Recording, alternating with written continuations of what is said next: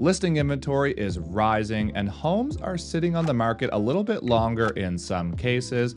But are we really headed back towards a more balanced real estate market here in Halifax? Well, this is what I'm going to talk about today in this video, as the stats are in up to the end of September, and so far this year, we've had 3,765 sales in the HRM, and this is down 17% from this time last year. Now, these sales have sold for an average of just over $557,000, which is up 2.2% from this time last year in 2022.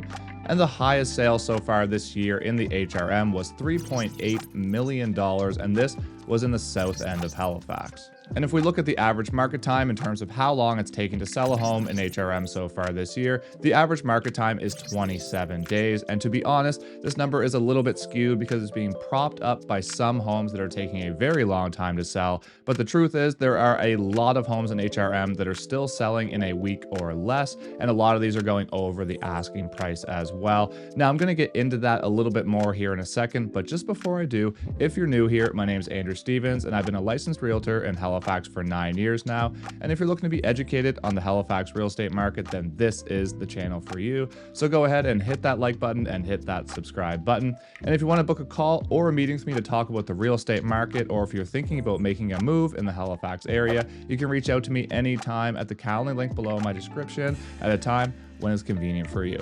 Now, currently, at the time of filming this video, there are exactly 1,000 homes for sale in the HRM, but let's look at that a little bit further and let's break it down by each specific price point.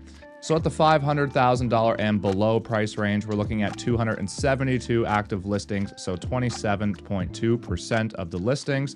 And we're looking at 391 are between $500,000 and $750,000.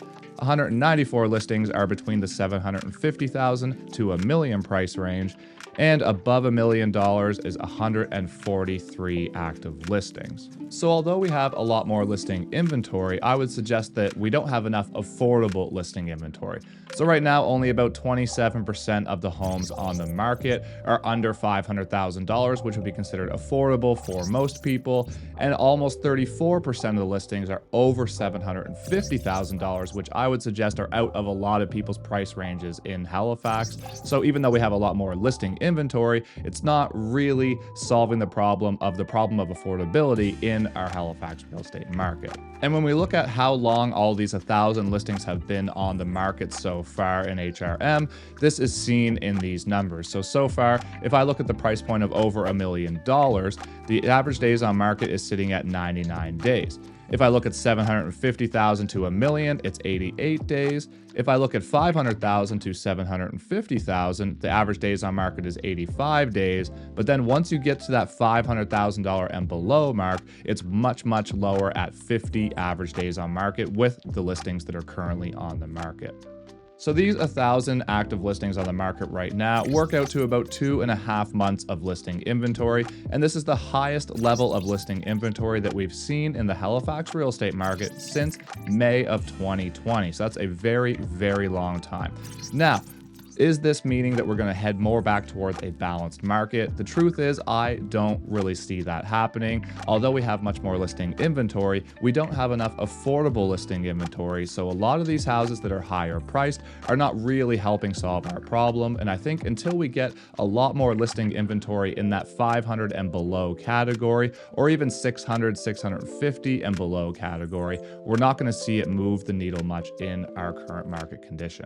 So if I look at just the month of September alone, September 2023 versus September of 2022, things are very much looking the same. In September 2023, we had 391 sales for an average of about $512,000. And in September of 2022, we had 371 sales for an average of about $501,000. So this means in September, sales were up year over year about 5.4%, and the average price point was up about 11 grand, which works out to about 2.2%. And of these homes that sold in September, we saw about 49% of these listings sell for over the asking price, for an average of just under $32,000 over the asking price. And if I look back at the last few months, this is looking very, very similar month over month.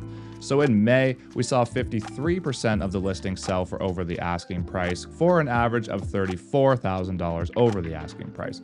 In June, 50% of the sales sold over the asking price for an average of $38,000 over. In July, we saw 44% of the listings sell for over the asking price for an average of about $35,000 over. And in August, we saw 50% of the homes sell over the asking price for an average of about $34,000 over the asking price. So with all that being said, the market is still quite competitive out there. However, yes, it does seem like buyers are being a little bit more picky in what they're choosing to write an offer on because we're seeing more and more listing inventory come to the market. However, affordability is still a huge issue, and we don't have enough listings at those lower price brackets. So until we do, I don't expect there to be a major market shift, and it will be very interesting to see what happens with the next few rate announcements, because I think if rates keep going up, then we're going to see the market slow down even more compared to what it is right now.